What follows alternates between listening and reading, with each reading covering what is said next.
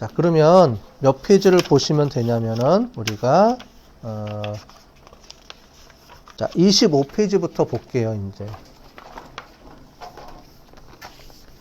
저랑 같이 보시면서 이제 합니다.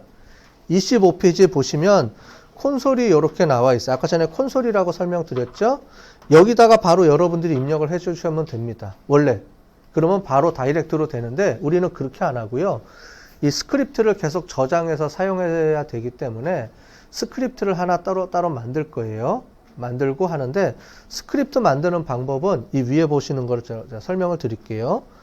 여기 파일 보시면 파일에 new file r 스크립트 이렇게 들어가셔도 되고 파일에 new files 그다음에 r 스크립트 이렇게 들어가셔도 되고 아니면 여기서 왼쪽에 보면은 아이콘이 있죠. 이렇게 플러스 표시 얘를 누르고 r 스크립트 이게 더 편하겠죠. 그래서 얘를 누르고 r 스크립트 하나 해보세요.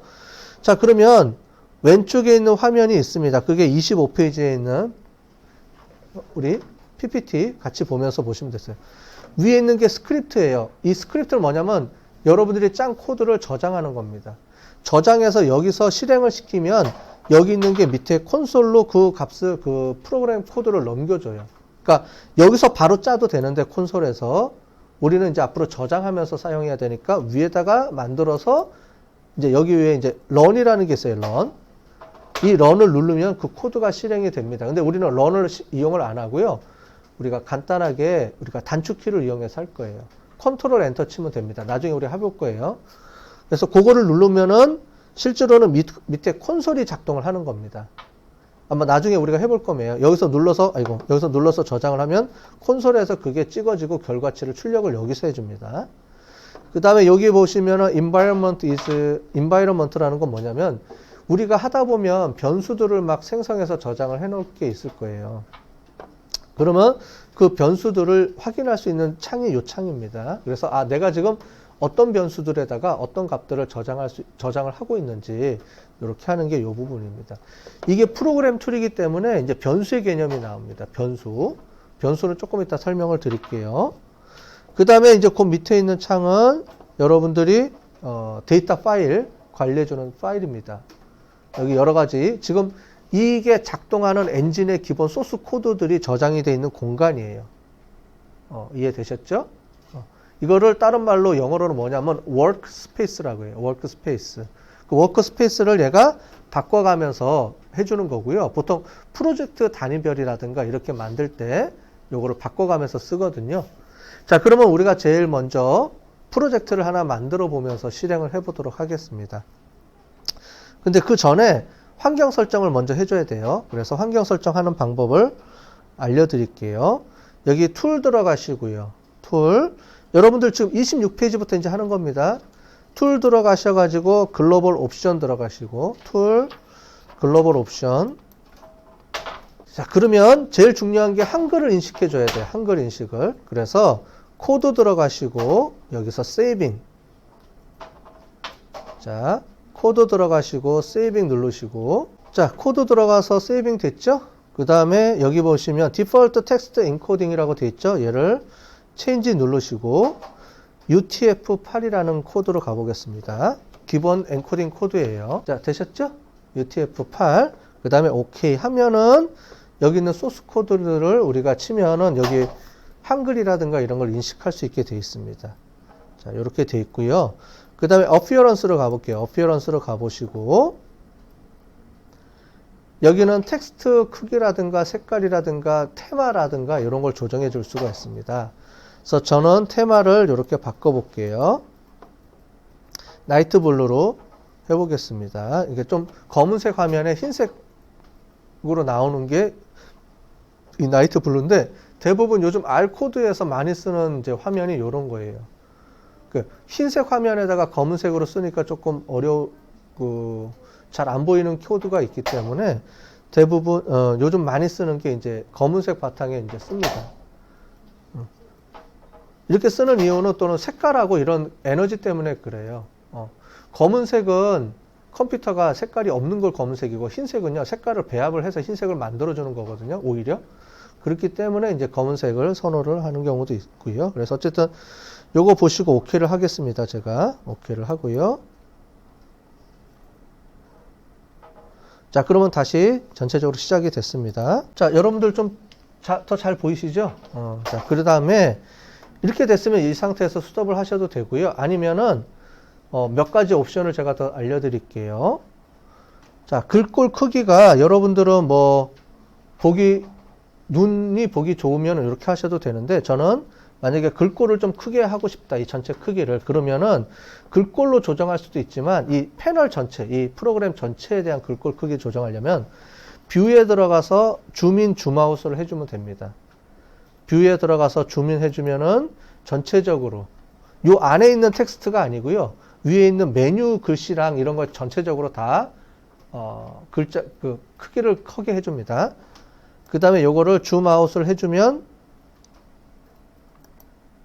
원래대로 내려가고요. 거기에 맞춰서 자기가 조정을 해주시면 됩니다. 저는 약간 좀 크게 해볼게요. 여러분들 잘 안 보이실 수 있으니까 줌인을 해주고요. 그 다음에 뷰에 들어가서 여기 보시면 팬이 있습니다. 그래서 팬이 있는데 팬을 클릭해 볼게요. 요거를 클릭. 팬에서 레이아웃, 제일 마지막에 팬 레이아웃으로 가보겠습니다. 자, 그러면 이게 기본이에요. 기본인데 보면 아까 전에 이 environment에서 보면 코드들, 변수들의 값들이 저장되어 있는 걸 눈으로 확인할 수 있다고 했는데, 만약에 이게 개발자들 같은 경우에 큰 화면으로 돼 있고 이렇게 돼 있으면 이 상태도 괜찮고요. 괜찮은데 저 같은 경우는 이 방법을 좀 바꿔보겠습니다. 여기다가 이쪽에다 콘솔을 해볼 거예요. 지금 제가 화면 캡처해서 드린 게 이 방법입니다. 이렇게 해서 소스 코드하고 콘솔이 옆으로 보여지게. 자, 그럼 어떻게 되는지 한번 보여드릴게요. 지금 여기 요거랑 요쪽이랑 바뀐 겁니다, 지금. 그래서 여기다가 소스 코드를 치면 결과가 오른쪽 화면에 뜰 수 있도록 바꿔준 거예요, 펜을. 그리고 요쪽은 잘 안 보이니까 굳이 이걸 계속 띄울 필요가 없죠. 안 보일 때는 어떻게 해주냐면 여기 있는 미니마이즈 버튼을 눌러주시면 이렇게 내려갑니다.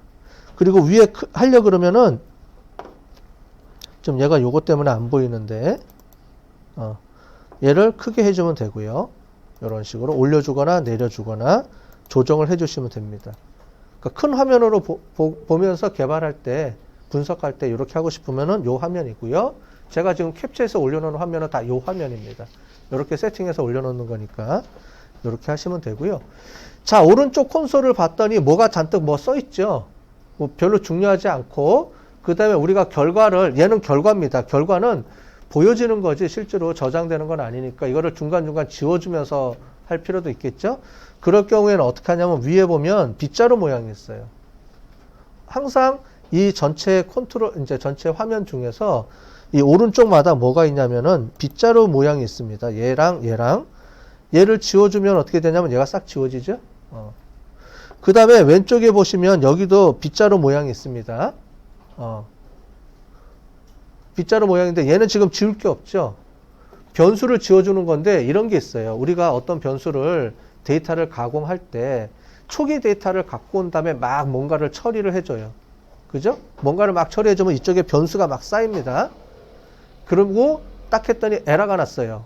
에러가 나거나 뭐 바꿔줘야 돼요. 그럴 경우에는 얘를 싹 지우고 처음부터 다시 데이터를 갖고 와서 이렇게 조정해 주는 게 필요합니다. 나중에 어떤 문제가 발생하냐면 여러분들 에러 나는 경우에 이게 에러가 나서 처음부터 다시 하는데도 계속 에러가 나요. 그 이유가 뭐냐면 여기 있던 기존의 변수들을 없애지 않고, 그러니까 초기화 시키지 않고 놔두면 여기 있는 게 계속 살아있어요. 살아있다 보면 이게 자꾸 꼬이거든요. 물론 이제 조금 여러분들이 익숙해지고 고급으로 올라가게 되면 이 데이터가 이제 어느 정도 뭐가 저장돼 있구나라는 걸 알 수 있는데 초보자들은 그걸 잘 모르잖아요. 그러니까 쭉 분석해서 어떤 문제가 생기면 얘를 싹 밀고 처음부터 다시 하시면 돼요. 뭔가 수정을 해주거나 바꿔주면 지우고 다시 처음부터. 왜냐하면 우리가 그러기 위해서 이 왼쪽에 R 스크립트를 만들어준 게 여기서 엔터 치면 결과가 다 금방금방 돼요.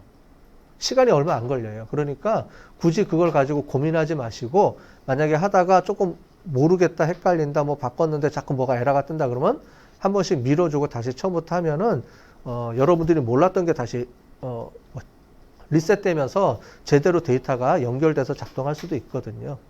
이게 하나의 팁입니다. 초보자일 때는. 그 팁이라고 보시면 될 것 같아요. 그래서 이렇게 만들어 놓고 시작을 하시면 되겠습니다.